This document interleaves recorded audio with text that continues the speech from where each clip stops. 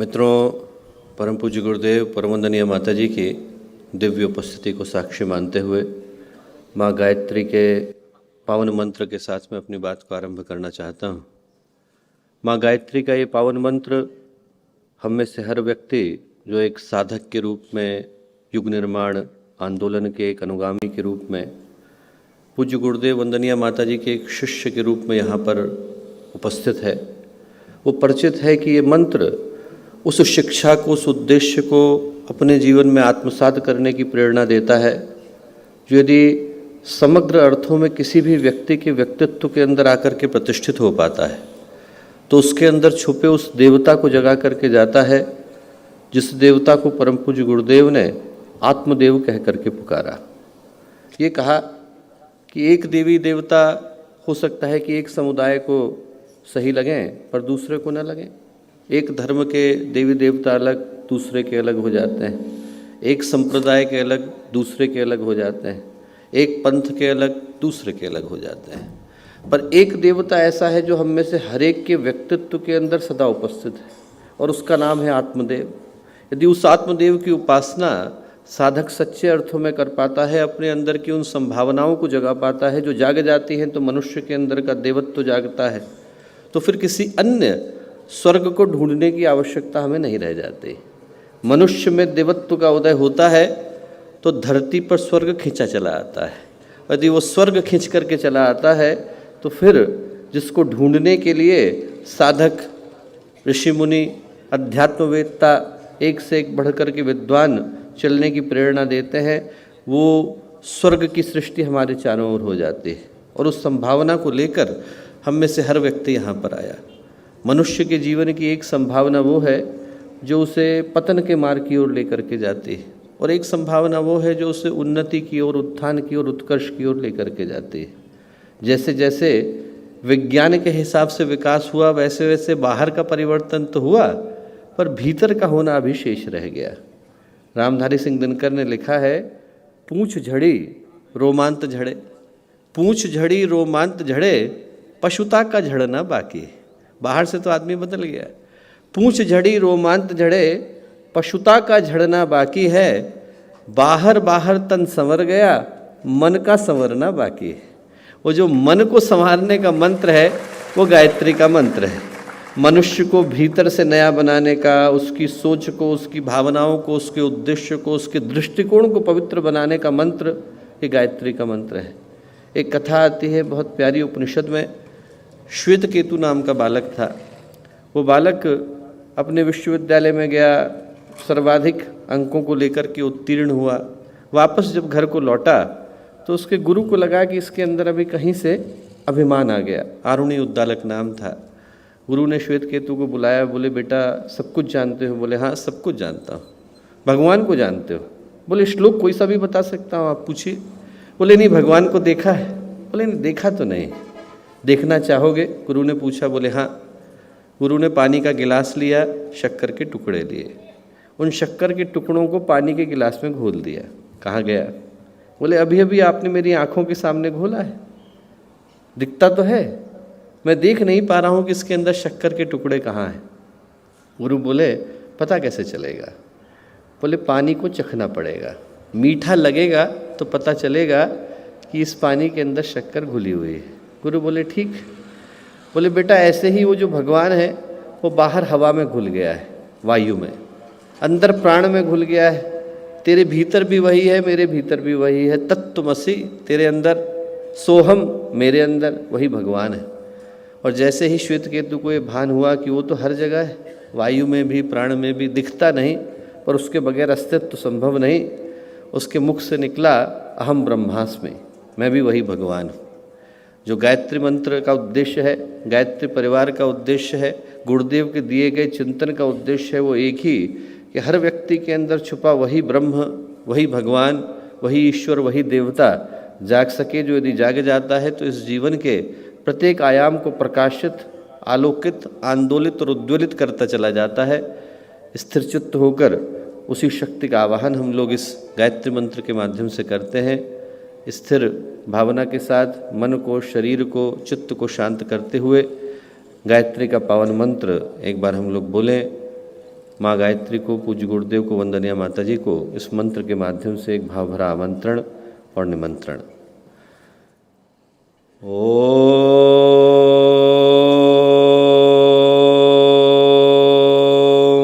भूर्भुवः स्वः तत्सवितुर्वरेण्यं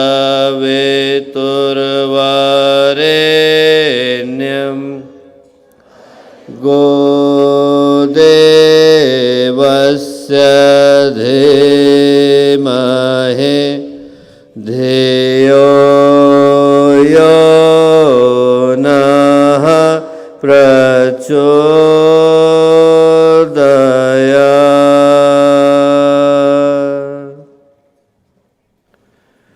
परम पूज्य गुरुदेव परम वंदनीय माता जी के दिव्य संरक्षण में आज का ये अत्यंत ही गौरवशाली अवसर, युग सृजता समारोह का ये शुभ दिन, गींगणी की गोद और गिरनार की छाया में हम लोग बैठे हैं।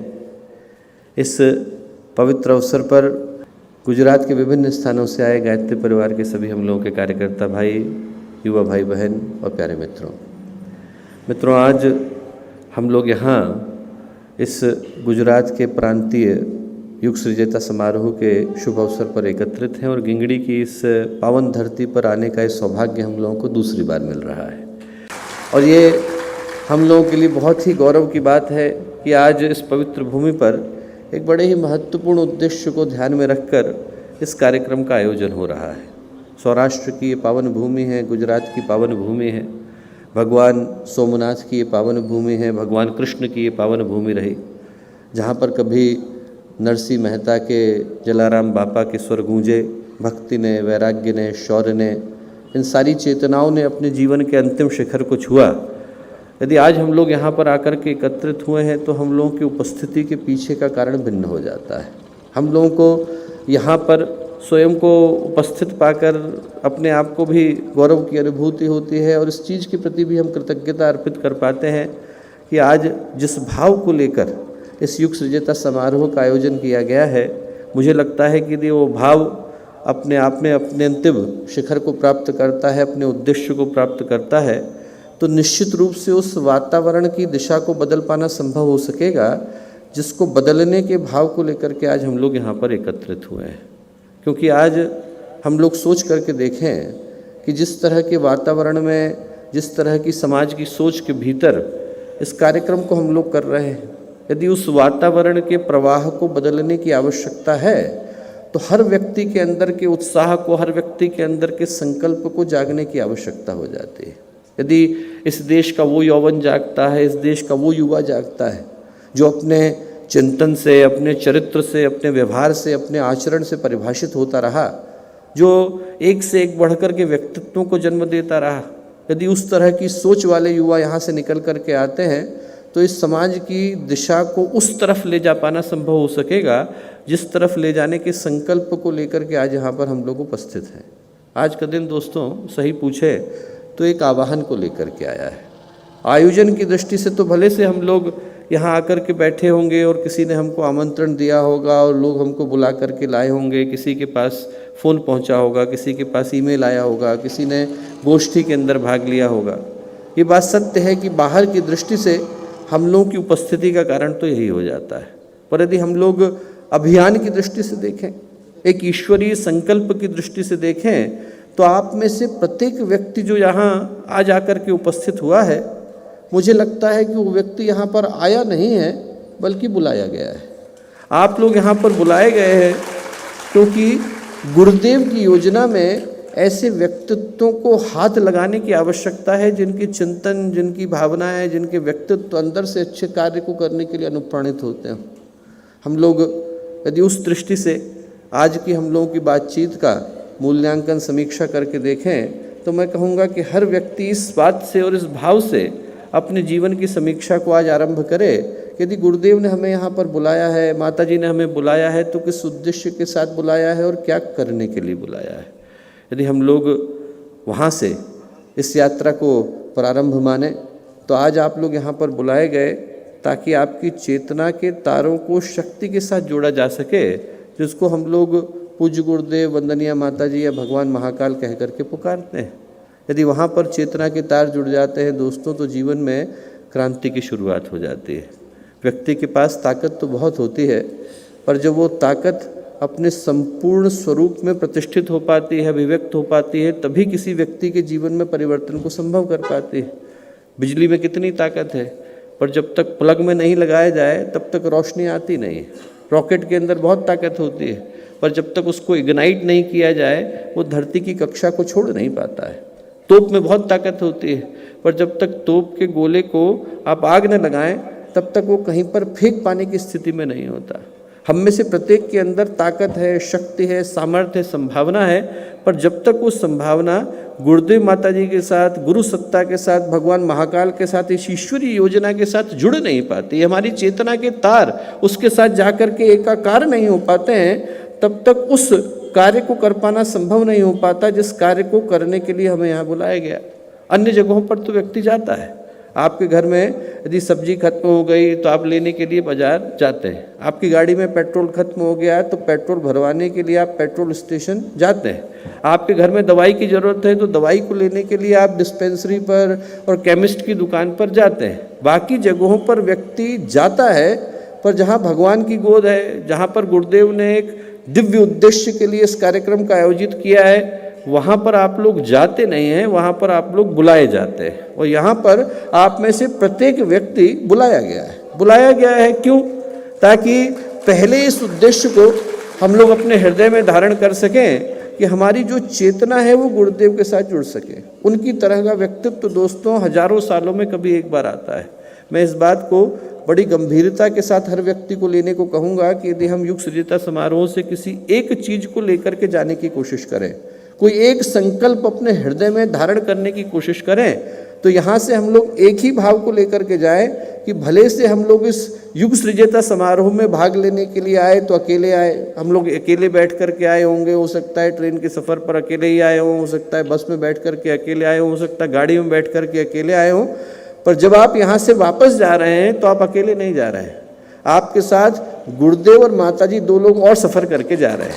यहाँ से वापस जाते समय में आपकी जो बर्थ है वो अब 3 लोगों की हो गई है।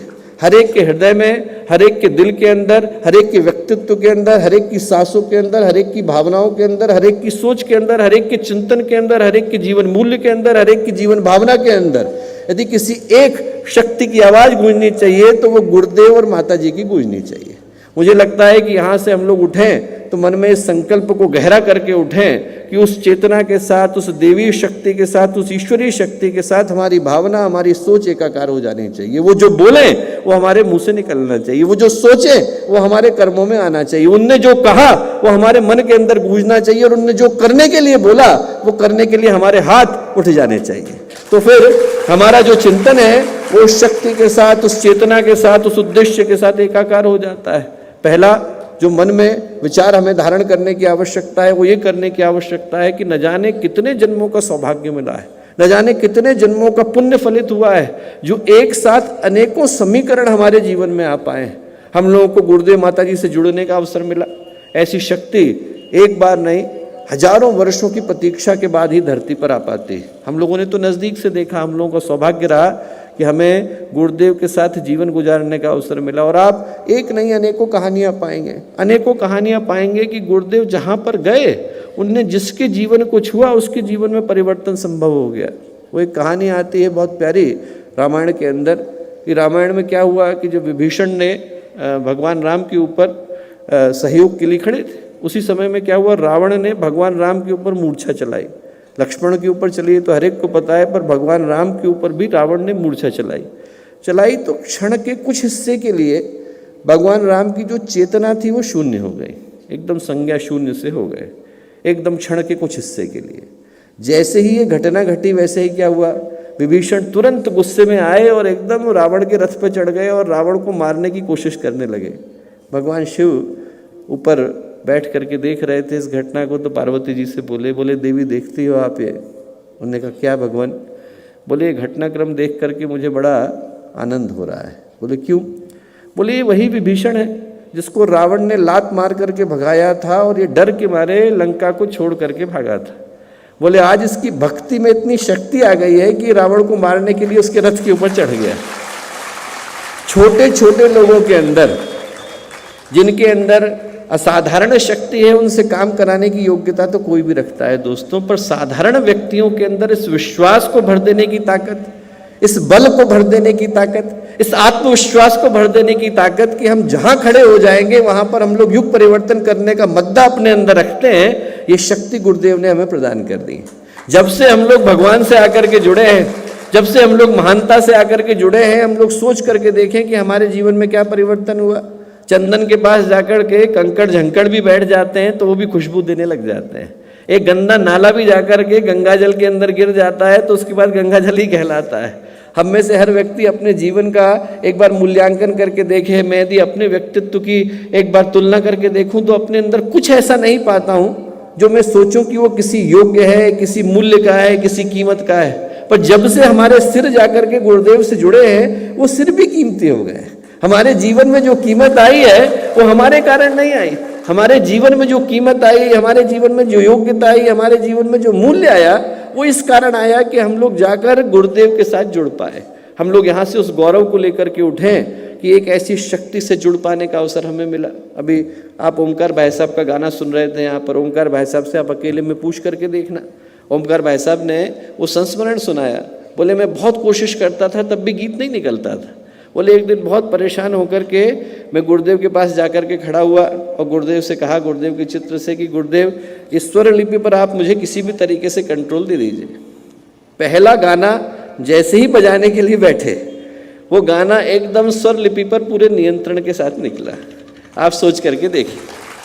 गुरुदेव ने इशारा किया तो जिनको संगीत नहीं आता था वो संगीत करने लग गए।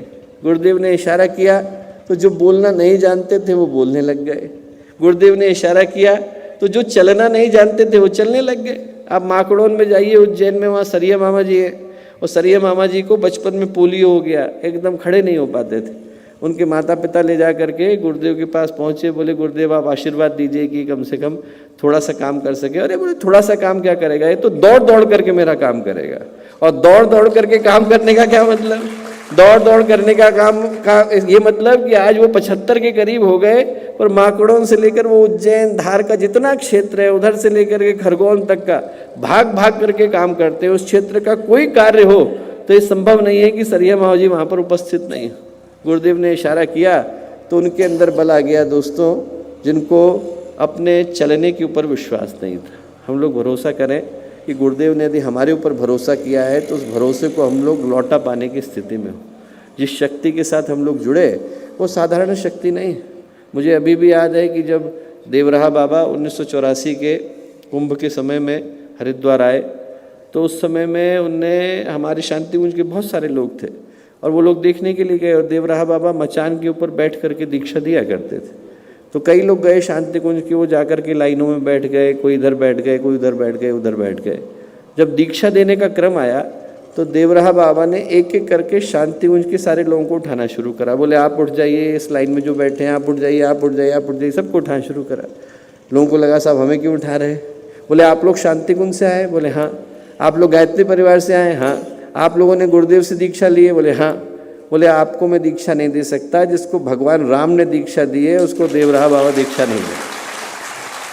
हम लोग सोच के देख, इतनी बड़ी शक्ति से जुड़ने का अवसर हम लोगों को मिला, और ये गुरुदेव ने अपनी चेतना से हम लोगों को आकर के जोड़ा है।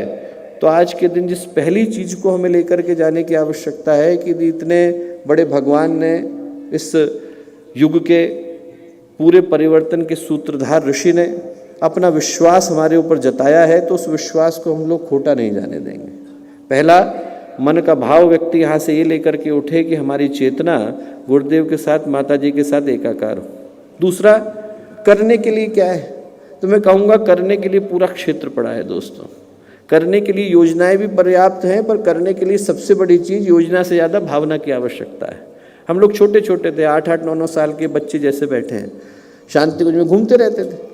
30-35 बच्चे के करीब रहे होंगे हम लोग। गुरुदेव ने एक दिन बुला लिया, सारे बच्चों को बुला लिया, बोले बेटा इधर आओ। छोटे छोटे बच्चों की ओर किसका ध्यान जाता है, पर देखिए गुरुदेव कितनी बड़ी शक्ति, और उन्होंने छोटे छोटे बच्चों को बुलाया। बोले आओ बेटा तुम लोगों से बात करनी है। बुला लिया। क्या बात करनी है? बोले देखो तुम लोगों के लिए काम दे रहे हैं। क्या काम दे रहे हैं? बोले शांति कुंज में उस समय पत्र बहुत आते थे, रोज़ 1200, 1400, 1600 तक की संख्या जाती थी। गुरुदेव ने कहा कि बेटा इन सारे पत्रों के उत्तर तुम लोगों को बैठ करके लिखने हैं। रद्दी कागज़ पकड़ा दिए, उसके पीछे हम लोगों को पत्र लिखने को दे दिया। और पत्र लिखने के पीछे क्या, यदि आप एक पत्र लिखोगे तो आपको 2 पैसे मिलेंगे। तो यदि आपने 3 पत्र लिख दिए तो 6 पैसे हो गए। 6 पैसे में पार्ले जी की टॉफ़ी आती थी, आदमी ले लेता था। उसके मन में खुशी हो गई कि चलो हमने अपनी कमाई से इसको अर्जित किया है। पर उसका जो दूरगामी परिणाम है वो क्या हुआ? दूरगामी परिणाम ये हुआ कि जब बच्चा लिखने के लिए बैठता है तो उसको अपनी भाषा के ऊपर एक विकास की संभावना जागती है। भाषा शुद्ध होती है, प्रांजल होती है, परिष्कृत होती है। किसी व्यक्ति ने कोई बात पूछी है तो उसका उत्तर कैसे देना है, छोटे से बच्चे की ट्रेनिंग भी गुरुदेव ने इस आशय के साथ शुरू करी। छोटे छोटे बच्चों की उनको बताया आपको ये करना है। वो चिट्ठियाँ कहीं जाती नहीं थी, रद्दी के कागज़ पर लिखी हुई हैं, दोबारा से फट जाती थी, पर उनको लिखने के क्रम में हमारे व्यक्तित्व का विकास हो जाता था। पहली चीज़ गुरुदेव ने कही कि बेटा तुम लोगों को जितने लोग पत्र लिख रहे हैं उनको पढ़ो, पढ़ने के बाद जो तुम समझ में आता है वो तुम उत्तर लिखना शुरू करो। तो छोटे छोटे बच्चों का विकास इसी भावना के साथ करना शुरू करा। और गुरुदेव ने क्या कहा, पूरे शांति कुंज में निर्माण हो रहा था। जितने लोग पुराने हैं वो लोग जानते हैं। आप इधर चले जाइए तो त्रिपदा भवन बन रहा है, उधर चले जाइए तो सावित्री बन रहा है, उधर चले गए तो प्रज्ञा भवन बन रहा है, उधर चले गए तो लक्ष्मी भवन बन रहा है, सब जगह पर बन रहा है। गुरुदेव ने तुम्हें क्या करना है, बोले एक काम करना बेटा, जहाँ ईंटें पड़ी मिले उनको लेना और ले जा करके भवन के अंदर लगा देना। कहीं पर भी आपको जगह मिलती है वहाँ जा करके 2 ईंटें खाली मिले वहाँ जाके लगा देना। उसके क्या लाभ, बच्चे पूरे कैंपस में घूम रहे हैं, कहीं पर भी कोई सामान यदि व्यर्थ जाता दिखेगा तो उसको बच्चे उठाएंगे, सही जगह पे लगा के आएंगे, उनको लगेगा कि हमारा काम है। और दूसरा, जब ईंटें हमने लगाई हैं, हमारे अंदर ये भाव आ गया कि इस भवन को बनाने में मेरे हाथ की ईंटें लगी हैं, तो उस भवन को तोड़ने वाला मैं कैसे हो सकता हूँ। जिस पौधे को सींचने में मेरा हाथ लगा है, जिस पौधे को लगाने में, उसको पोषित करने में, उसको पुष्पित और पल्लवित करने में हमने यदि कभी पानी बहाया, तो फिर मन में ये कैसे आ सकता है कि उसके लिए नुकसान करने वाला मैं बनूँ। आदमी के मन में कभी आ ही नहीं सकता। मुझे अभी भी याद है कि एक बहुत पुराने कार्यकर्ता थे, वो एक बार किसी कारण से उनको छोड़ करके जाना पड़ा। तो पीछे से कुछ लोग पहुँचे और उनसे बोले कि आप शांति कुंज के लिए कुछ बुरा बोलिए, गायत्री परिवार के लिए बुरा बोलिए, गुरुदेव के लिए बुरा बोलिए। तो क्या बोले, बोले जिस मुंह से पान खाया है उससे अब गोबर नहीं खाऊंगा। बोले मैंने इस मुंह से गुरुदेव का काम किया है, अब गलत काम मेरे से नहीं हो सकता। तो एक बार जिस चीज़ को पोषित करने के लिए, पल्लवित करने के लिए, पुष्पित करने के लिए हमारे हाथ लगे, उसको हम खराब करने वाले कैसे हो सकते हैं। तीसरी बात गुरुदेव ने कही कि बेटा एक काम करो, तुम लोगों की ड्यूटी जो है वो प्रखर प्रज्ञा वाले गेट से लेकर के नवयुग की गंगोत्री वाले गेट तक है, शांति कुंज का गेट नंबर 1। बोले यहाँ तक की ड्यूटी है। क्या करना है, जैसे ही कोई नया व्यक्ति कैंपस के अंदर आता है, आप उसको लो, उसको शांति कुंज समझाते हुए आप इधर लेकर के आओ। और उसका क्या लाभ है, जब आप लेकर के आ रहे हैं तो उसमें बच्चे का विकास हो रहा है। उसको बताना है वयम राष्ट्रीय जागरण पुरोहिता क्यों लिखा हुआ है, मनुष्य में देवत्व का उदय, धरती पर स्वर्ग का अवतरण क्यों लिखा हुआ है, गुरुदेव ने क्यों लिखा हुआ है, समझदारी, ईमानदारी, जिम्मेदारी, बहादुरी, ये साधना, स्वाध्याय, संयम, सेवा क्यों लिखा हुआ है। आपको खुद जानना जरूरी है, तभी आप बता सकते हो। दूसरा, उसकी एक सबसे बड़ी एडवांटेज ये है कि जब भी कोई शांति कुंज के अंदर नया व्यक्ति आया तो उसके हृदय तो वैसे ही द्रवित हो जाते थे कि देखो 8-8 साल के छोटे छोटे बच्चे उनको शांति कुंज घुमाते हुए जा रहे हैं। उसको लगता था कितना अच्छा आश्रम, यहाँ पर छोटे छोटे बच्चे कुर्ता धोती में घूम रहे हैं और हमको शांति कुंज दिखाते हुए जा रहे हैं। तो तीसरा काम गुरुदेव ने बताया। चौथा काम गुरुदेव ने क्या बताया, चौथा काम गुरुदेव ने बताया कि बेटा कहीं पर भी शांति कुंज में घूमो और तुम्हें लगता है कि ये वाली कुर्सी खाली है, यहाँ पर कोई बैठा होना चाहिए था, स्वावलंबन का ऑफिस है, यहाँ पर जगह खाली है, कोई आ गया है, तो जो जगह खाली है वहाँ पर जा कर के तुम बैठ जाओ। वो उस दिन के इंचार्ज तुम हो। और उसका क्या लाभ, उसका लाभ ये है कि जिनको होना चाहिए था उनको लगेगा कि अरे हमको वहाँ पर होना चाहिए था। और छोटे से बच्चे को जो बाहर का व्यक्ति आकर के देखेगा उसके मन के अंदर इतना बढ़िया भाव आएगा कि देखो यहाँ तो 8-8 साल के बच्चे, 10-10 साल के बच्चे ऑफिस संभालने में लगे। तो मैं कहूँगा कि जब हम काम को ढूंढने के लिए जाते हैं तो काम को ढूंढने की आवश्यकता नहीं। गुरुदेव ने हम लोगों को 5000 केंद्र बना करके दिए हैं। पूरे गायत्री परिवार के जितने प्रज्ञा संस्थान हैं, जितनी सप्त क्रांतियाँ चल रही हैं, जितने आंदोलन चल रहे हैं, जितने कार्यकर्ता हैं, उनके अंदर हमें कहीं पर भी लगता है कि कार्य करने की आवश्यकता है, तो बजाय इसके कि उसके विषय में हम किसी से शिकायत करें, उस कार्य को खुद ही करने लग जाए। हमें लगता है कि इस कार्य को करने की आवश्यकता है, ये हो नहीं रहा है, उस कार्य को करने के लिए जुट जाए। हमें लगता है कि अखंड ज्योति के सदस्य कम हो रहे हैं, हमें बढ़ाने की जरूरत है, खुद जुट जाए। हमें लगता है कि प्रज्ञा अभियान की सदस्यता कम हो रही है, बढ़ाने की जरूरत है, खुद लग जाए। हमें लगता है कि यहाँ पर लोगों के घर घर तक इस विचार को लेकर के जाने की आवश्यकता है कि व्यक्ति दुर्व्यसनों को छोड़े, पर कोई कर नहीं रहा है, हम करने के लिए जुट जाए। हम यहाँ से उठें और उस संकल्प को मन में लेकर के उठें कि जहाँ कहीं पर भी रिक्त स्थान है, हम लोग जब पढ़ाई करते थे तो क्वेश्चन पेपर आता था, और क्वेश्चन पेपर में एक पेपर आता था, रिक्त स्थान की पूर्ति करो, फिल इन द ब्लैंक्स। तो हम ये सोचें कि गुरुदेव ने आज हमें क्या जिम्मेवारी दी है, फिल इन द ब्लैंक्स। जहाँ पर भी हम लोग निकले और हमें लगे कि इस जगह पर रिक्त स्थान है, इस रिक्त स्थान की पूर्ति करने की आवश्यकता है, वहाँ पर भगवान ने हमारी ड्यूटी लगा दी।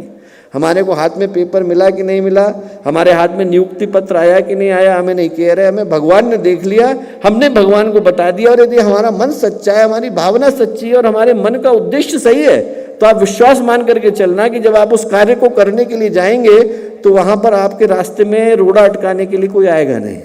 वहाँ पर गुरुदेव स्वयं उस रास्ते को बनाते जाएंगे।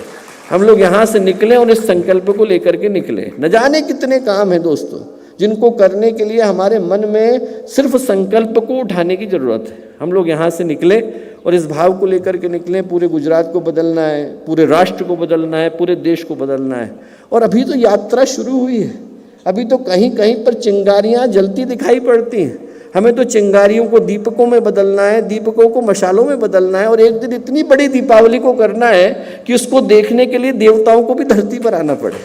इस कार्य को करने के लिए हम लोगों को जन्म मिला, जीवन मिला। हम लोग यहाँ से संकल्प को लेकर के जाएं कि आज पहला हमारे मन का भाव यह है कि हमारे हृदय की चेतना गुरुदेव के साथ एकाकार हो जाए। वो जो बोले वो हमें सुनाई पड़े, वो जो सोचे हमारा मन उसको करने के लिए उद्यत हो जाए, हमारे मन में वो भावना आ जाए। 1986 का आप लेक्चर सुनिएगा गुरुदेव का। गुरुदेव सूक्ष्मीकरण के बाद पहली बार आए थे, और मुझे लगता है कि ऐसी बात पूज्य गुरुदेव ही कह सकते थे, और किसी के पास इतनी शक्ति सामर्थ्य नहीं कि वो कह सके। गुरुदेव ने कहा, बेटा तुम लोगों का मन होता होगा कि हमसे बात करें, हर व्यक्ति से मिल पाना संभव नहीं।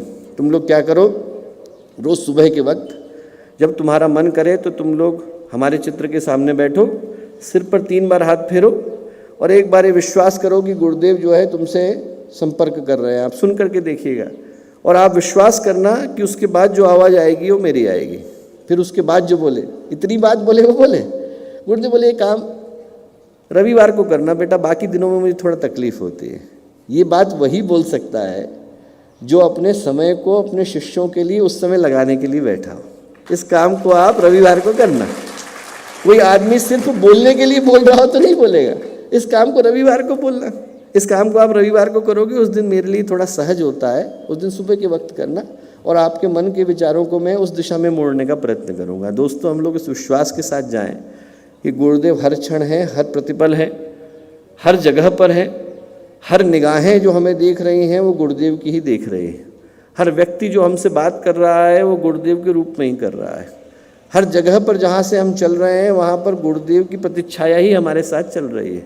हमें और किसी के लिए उत्तरदायी बनने की आवश्यकता नहीं, गुरुदेव और माता जी के लिए उत्तरदायी बनने की आवश्यकता है।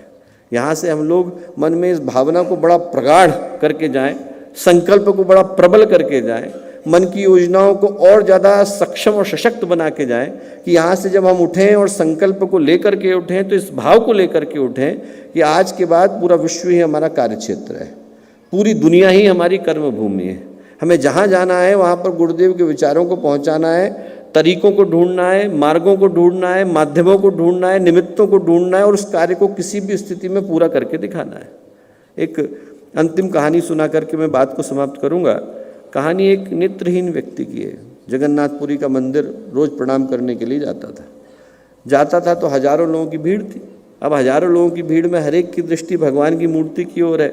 हर कोई ये देख भी नहीं पाता था कि हमारे बगल में जो व्यक्ति खड़ा है वो नेत्रहीन है, उसको दिखाई नहीं पड़ता है। तो कभी किसी का कोहनी लग जाती, कभी किसी का धक्का लग जाता, पीछे से धक्का खाते हुए, और वो रोज़ मंदिर में प्रणाम के लिए जाता था।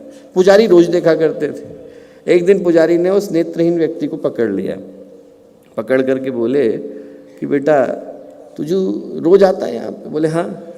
बोले क्यों आता है? तुझे तो भगवान दिखाई भी नहीं पड़ते हैं।